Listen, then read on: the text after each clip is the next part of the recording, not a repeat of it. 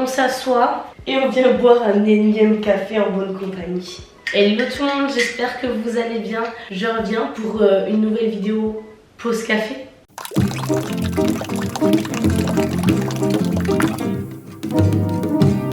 Plus le temps passe, plus je me demande si je vais ouvrir un bar à vin ou un café spécialisé dans le bon café. J'ai vraiment un amour pour le bon café comme j'ai un amour pour le vin. Bref, je voulais vous faire un pause café puisque la dernière fois, le dernier pause café, c'était sur la rentrée de Martin et j'avais été plutôt d'une humeur chafouin. On était dans une ambiance assez médiocre. J'avais encore les larmes aux yeux, je venais de le déposer, il avait hurlé, moi j'avais pleuré dans la classe, c'était un enfer. Et là je viens rassurer tout le monde, Martin aime l'école. Franchement il apprécie de plus en plus l'école, il aime bien les copains, il aime bien jouer, il aime juste pas trop la sieste puisque Martin a 3 ans et demi et il faisait plus trop de sieste et là du coup l'après-midi, quand il va toute la journée, le matin ça va nickel, mais quand il va pas à la cantine et que je dois le ramener à 14h et qu'il sait qu'il va faire la sieste et en plus on l'emmène directement dans la salle de sieste, là il essaye de trouver un peu des stratégies.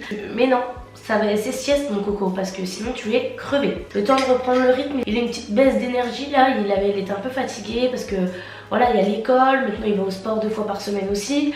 Donc tout ça, plein de nouveaux copains, plein de nouvelles personnes, une nouvelle organisation. Ouais.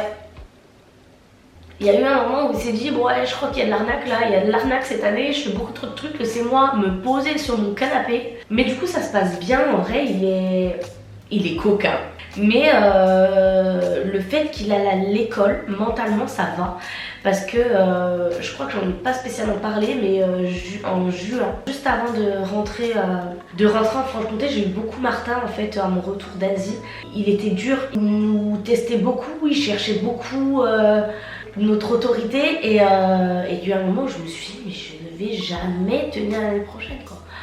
Je suis épuisée mentalement et le fait d'être rentrée et tout, d'avoir délégué un peu, j'ai repris un bon souffle pour cette année et je trouve d'ailleurs qu'il est vachement plus agréable parce que je pense que je le suis aussi, j'ai beaucoup plus de patience puisque j'ai plus de temps aussi pour faire mon boulot. Et moi ce qui me rend vraiment très stressée, c'est quand j'ai pas le temps de terminer mon boulot, que je sais que j'ai une tonne de trucs à faire qui tournent dans ma tête et du coup je suis pas très patiente avec Martin parce que je suis là, je dois travailler, puis du coup forcément il intervient un peu, ça m'empêche de travailler efficacement, voilà, c'est pas toujours évident de travailler de la maison. Donc là le fait qu'il aille à l'école, que j'ai un temps pour bosser, un temps pour être avec lui, un temps pour qu'on aille faire du sport, qu'il aille faire son sport, que j'aille faire le mien, ça me soulage de fou malade.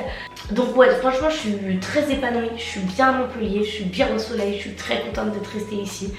D'ailleurs je voulais revenir là-dessus parce que je suis pas sûre d'en avoir parlé. Il y a des gens qui m'ont dit mais Lou tu devais pas déménager, je comprends rien. L'année dernière il y a eu beaucoup de rebondissements. Voilà, je devais déménager ici, puis un coup là, puis ici, puis en fait non machin. Le truc c'est que j'étais complètement perdue, j'étais lost à souhait, j'avais tout des échos partout, il faut faire ci, il faut faire ça, puis moi je préférais que tu fasses ci, puis moi je préférais que tu fasses ça, et puis moi au fond j'avais envie de garder cet appart, mais il me coûte cher. Je me suis posée, je me suis dit qu'est-ce que je dois faire vraiment le mieux pour Martin, le mieux pour moi, le mieux pour son papa, le mieux pour notre famille, le mieux pour tout. Et il y a un moment je me suis dit ok, je vends cet appart, je récupère mon apport, je réinvestis correctement. Et en fait l'appartement a été vendu assez vite en fait. Et pour tout vous expliquer même clairement, on a eu un dégât des eaux il y a 2 ans qui a été réparé. Et aujourd'hui le plafond a été refait, il n'y a plus du tout de fuite, il n'y a plus rien du tout. Et les acheteurs demandaient sans cesse des papiers de réparation, des justificatifs, de trucs, de machins, Et j'ai tout envoyé ce que j'avais. Les documents, mon assurance, les documents de ci, de ça. J'ai fait intervenir quelqu'un qui me fait avec un truc pour voir qu'il n'y ait plus d'humidité dans le plafond. J'ai tout fait et ça ne suffisait pas. Alors effectivement je comprends qu'on achète, on a peur, etc. Mais là, ouais, je pouvais rien faire de plus. Et du coup ils se sont désistés de la vente parce qu'ils ont estimé que j'avais potentiellement caché quelque chose alors que rien, nada du tout en fait, juste je n'avais pas les documents qu'ils demandaient alors que comme je vous dis j'ai fait intervenir des gens qui garantissaient noir sur blanc, je n'avais pas du tout de contrat ou de contact auparavant avec ces personnes là, c'était vraiment des professionnels qui ont dû constater qu'il n'y avait plus aucune humidité dans mon plafond et bref, donc mon appartement a été remis en vente sauf qu'il ne s'est pas revendu avant que je revienne, fin mai. Et là je me suis dit je fais quoi? J'avais 2 solutions. Soit entamer un déménagement express de tout sans avoir de logement et sans avoir cet appartement vendu, c'est-à-dire que j'aurais dû payer cet appartement-là et un autre appartement. Parce que cet appartement, c'était soit du coup je le mets en vente mais il faut attendre qu'ils se vendent, soit bah, du coup je le mets en location, mais ça veut dire que je le vends pas. Donc bref, payer un déménagement, donc tous les meubles, etc. à 7 heures de route pour rentrer sur Besançon. Il fallait que je paye un appart, beaucoup de dépenses, alors que je n'en avais pas envie. Je n'en avais strictement aucune envie en fait. Et donc du coup, j'ai clairement fait ce que j'avais envie depuis le début. C'est-à-dire que j'ai dit merde à tout le monde. Je reste ici le temps que je trouve une solution stable, durable, qui me convienne à moi et à tout le monde. Voilà, point à la ligne. Il y a un moment, je veux bien faire 1 milliard d'efforts et donner tout ce que je peux pour tout le monde. Mais là, c'était physiquement et surtout mentalement plus possible. Je vais sûrement pas rester ici des années puisque voilà, j'ai donné comme délai 1 an pour que je me pose et que je fasse tout et que je trouve une solution durable. Mais pour l'instant, je suis très très bien ici et je vais être peinée de devoir quitter cet appartement, mais je crois que je vais être obligée pour le bien de tout le monde. Mais le quitter, mais j'aimerais ne pas le vendre, donc essayer de remettre beaucoup d'argent de côté pour potentiellement racheter un appart sans avoir celui-ci à vendre. C'est des questions, je n'ai pas de réponse, je vais pas faire comme l'année dernière à vous teaser 1000 et une choses tant que c'est pas fait. Là je vous dirai quand ça sera sûr et certain. Mais voilà, je suis toujours quand même dans un doute permanent concernant cet appart et ma vie future. Et rien à voir, je voulais vous reparler du coup ce que je vous ai dit la dernière fois dans le dernier Pause Café. Ouais, je pourrais vous faire une vidéo d'1 milliard de minutes parce que j'ai trop de choses à vous dire. En fait, j'ai fait plein de trucs sur mon corps et tout ces dernières semaines. Je me suis fait percer 3 piercings. J'ai refait mes ongles, donc voilà. Parce que j'avais pas le droit de faire mes ongles cet été, quand je travaillais à la station, on n'a pas le droit de faire les ongles. Donc là, je me suis refait mes petits ongles chez une nouvelle prothésiste. Celle que j'avais habituellement à Montpellier, elle était pas dispo en fait. Et moi, c'est vrai que moi les ongles c'est un peu du jour au lendemain quoi. J'aimerais un rendez-vous dans 2 jours et puis bah souvent faut prendre bien à l'avance etc. Sauf que je sais jamais où je suis, enfin bref c'est compliqué. Donc j'ai fait mes ongles et j'ai fait des piercings. Donc j'ai celui-ci qui est pas encore cicatrisé, que j'ai fait il y a quoi 2 semaines. Celui-ci là, le 3e trou ici que j'ai fait il y a 3 semaines. Ces deux-là ils m'ont pas du tout fait mal, j'ai rien senti. Juste celui-là il est un peu plus sensible parce qu'il cicatrise un peu moins vite que lui. Alors lui, il a cicatrisé c'est un grand nom, mais en tout cas, je n'ai pas eu aucune douleur le soir même, genre mais sur mon oreille quoi. Que celui-ci, bon ça va, vous voyez, je peux le toucher, je peux le tourner et tout, c'est pas dramatique. Mais quand je dors, il y a un petit inconfort. Mais j'ai surtout fait un piercing au téton. J'en ai parlé vite fait sur Insta. Mais ça faisait un moment que ça me trottait en tête. Enfin, ça faisait des années en fait que ça me trottait en tête. Je voulais faire les deux.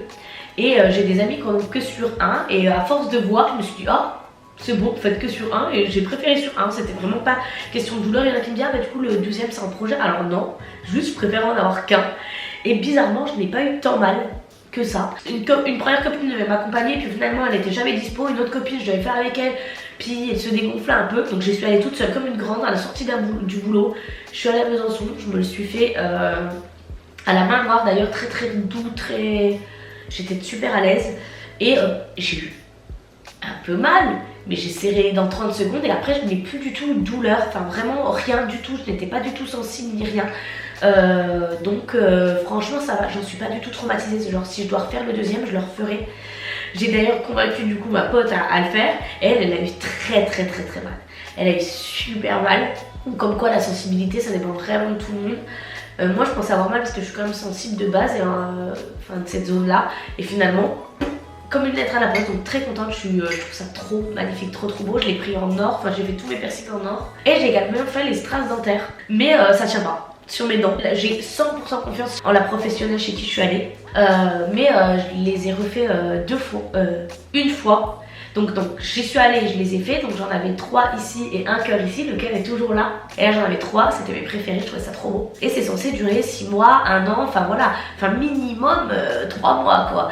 Ça coûte quand même relativement cher, etc. Et j'étais trop contente, vraiment. Et au bout de 1 jour, j'en perds un. Donc je lui dis, 2-3 jours après, elle me le refait. Et pareil, 2-3 jours après, j'en perds 1, puis 2. Et là, j'en ai plus aucun de ce côté-là. Je sais pas pourquoi, elle m'a dit que ça dépendait des salives, qu'il y avait des salives qui étaient plus acides que d'autres, etc. Après, je bois du vin, je bois du coca, mais pareil, j'en ai presque pas bu ces derniers temps. Elle m'avait bien dit tu rinces à l'eau à chaque fois. Enfin franchement j'avais fait attention, j'ai une brosse à dents électrique, j'avais pas passé dessus, j'avais fait relativement attention. Sans non plus bah voilà, m'empêcher de vivre, mais j'avais fait relativement attention et ils ont pas tenu. Donc franchement je sais pas si je les referai parce que là je pense que je peux leur demander de me les refaire gratuitement parce que bah, c'est tombé vraiment, je dois envoyer les photos, c'est le soir même quoi. Et je sais pas si je refais parce que j'ai l'impression que ça va pas tenir en fait. Je sens pas. Lui il est gros. Voilà, lui il est bien plus gros. Donc il tient. C'était vraiment trop. Je trouvais que ça me faisait trop un charme au sourire et tout alors que je n'aime pas. Enfin, mon sourire me gêne pas plus que ça, mais je veux dire, je me trouve pas hyper belle en souriant. Et bah disparu, donc voilà. Mais j'étais trop contente de les avoir fait, donc je sais pas. Je me tâte à y retourner parce que je me dis que c'est pour que ça te retombe. Bah moi ça me fait perdre du temps, elle aussi ça me fait perdre du temps, du matériel, de l'argent, enfin bref. J'ai des tatouages de prévus parce qu'en fait déjà je vais en Grèce, là je pars dans quoi, dans même pas 10 jours. Je vais me faire tatouer là-bas, c'est évident, c'est sûr. Mais j'ai un tatouage que je dois faire de Bali. Parce que je me suis fait tatouer ma noix de coco, mais j'ai un tatouage que je voulais faire là-bas, sauf que je voulais pas faire un flash quelconque, j'ai vraiment une idée en tête, donc du coup je voulais bien le faire et tout. Donc je vois, j'ai 2 tatouages en fait de prévus d'ici, plus je vais me faire tatouer en Grèce.